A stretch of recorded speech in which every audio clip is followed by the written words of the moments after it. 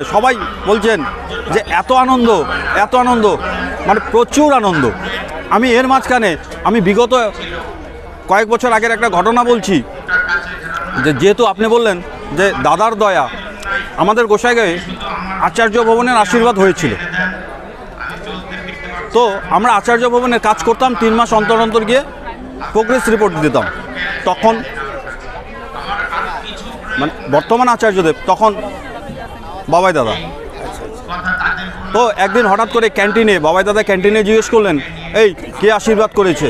আগে শ্রী শ্রী দাদা বললেন, যে বা যারা আর্থিক, মানসিক এবং শারীরিকভাবে লেগে থাকে তার জীবনে কোনো গ্রহ প্রতিগ্রহ তাকে আটকাতে পারে না। ঠিক এভাবে কাজ করে যাচ্ছি। তো বহুত দিন বাদে আবার 6 মাস অন্তরে যখন গেলাম, আপনারা সবাই জানেন গুরু কিঙ্কর পাণ্ডেদা ভালো কুষ্টি দেখেন, হাত দেখেন। তা আমি কিছু গুরু ভাইদেরকে নিয়ে গেছিলাম, তারা হাত দেখছিলেন। তা আমাকে বললেন এক দাদা যে তুইও তোর হাতটা দেখিয়ে দে। তা আমার প্রশ্ন মানে নিজের ভিতরে একটা এমন হলো যে আমি তো স্বয়ং ভগবানের কাছে এসেছি, আমি কেন হাত দেখাবো? তিনি আমার ভালো মন্দ সবই জানেন। কিন্তু তৎ মুহূর্তে আমার আরেকটা ব্রেনে খেললো যে যিনি গুরু কিঙ্কর পাণ্ডেদা যে শ্রী শ্রী ঠাকুরের তৈরি, তো তাকে না করাটা হয়তো অসম্মানীয় হবে।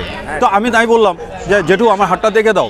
হাতটা দেখার সাথে সাথে আমাকে বলছেন, এই তুই তো শালা তুই কীভাবে বেঁচে আছিস? তোর 3 মাস আগে তোর আয়ু রেখা শেষ। আমি বললাম জেঠু আবার একবার দেখো। আমি না, আমার মতন 10 জন অ্যাস্ট্রোলজারকে দেখা।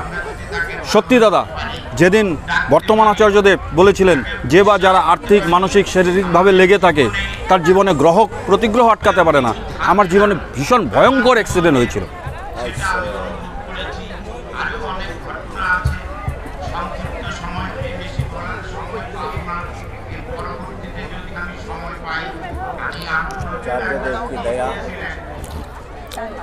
তো তার দয়া আজকে আমি এই পৃথিবীতে আছি, সেই কর্মে যুক্ত ছিলাম।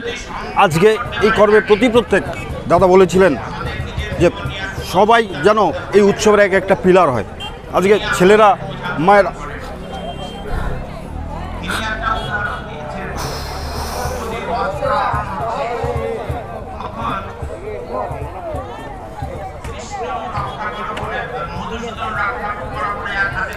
সবাই আনন্দে আত্মহারা, তাকে নিয়ে আমি রাখলাম। জয় গুরু।